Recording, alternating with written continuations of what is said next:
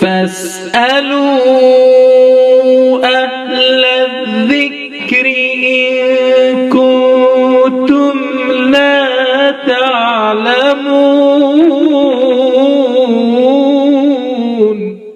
مفتیان دارالفتاء والقضاء ضلع بارہبنکی، السلام علیکم ورحمۃ اللہ وبرکاتہ۔ آپ حضرات سے درخواست ہے کہ سورج گرہن کی نماز کیسے پڑھنا ہے، اکیلے یا مسجد میں ہی پڑھی جائے؟ اگر مسجد میں نہ پڑھی جائے تو کیا کیا جائے، اور اس نماز میں امام قرات زور سے کرے یا خاموشی سے؟ اس بارے میں جو بھی تفصیل ہو جلد از جلد جواب دینے کی زحمت کریں، آپ کی مہربانی ہوگی۔ سائل ہیں شیخ محمد حمزہ ممبئی و حافظ عبدالرحمن لکھنؤ۔ وعلیکم السلام ورحمۃ اللہ وبرکاتہ۔ بسم اللہ الرحمن الرحیم۔ الجواب وباللہ التوفیق۔ نماز کسوف یعنی سورج گرہن کی نماز کا طریقہ عام نوافل کی طرح ہے۔ اگر منفرد یعنی اکیلے نماز پڑھنا ہو تو 2، 4، 6 جتنی رکعتیں چاہیں پڑھ سکتے ہیں، اور اگر امام مسجد میں باجماعت نماز پڑھائے تو 2 رکعت نماز کسوف یعنی سورج گرہن کی نماز پڑھنا مسنون ہے۔ اگر نماز جماعت سے پڑھنے کا ارادہ ہو تو پہلے اعلان کر دیا جائے تاکہ لوگ جمع ہو جائیں۔ نماز کسوف بلا اذان و اقامت پڑھی جائے گی۔ نماز کسوف میں لمبی صورتیں مثلاً سورہ بقرہ وغیرہ پڑھنے کا اہتمام کیا جائے۔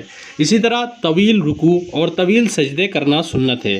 امام نماز کسوف میں قرات سری یعنی آہستہ کرے، یہ امام ابو حنیفہ رحمہ اللہ کا قول ہے، اور امام ابو یوسف، امام محمد، امام طحاوی، امام احمد رحمہ اللہ جہراً یعنی بآواز بلند قرات کے قائل ہیں۔ البتہ نماز کسوف میں تعامل یعنی عمل جہراً یعنی بآواز بلند قرات کا ہے۔ نماز کے اختتام پر امام دعا کرے اور مقتدی آمین کہیں حتیٰ کہ سورج گرہن ختم ہو جائے۔ یہ بات بھی ذہن نشیں رہے کہ اگر مکروہ اوقات میں سورج گرہن ہو جائے تو نماز کسوف نہ پڑھیں، فقط ذکر و اذکار دعا پر اکتفا کریں، اور اگر اس دوران سورج غروب ہو جائے یا کسی وقتیہ نماز کا وقت داخل ہو جائے تو نماز کسوف ترک کر کے فرض نماز کی ادائیگی لازم و ضروری ہے فقط۔ واللہ تعالی اعلم بالصواب۔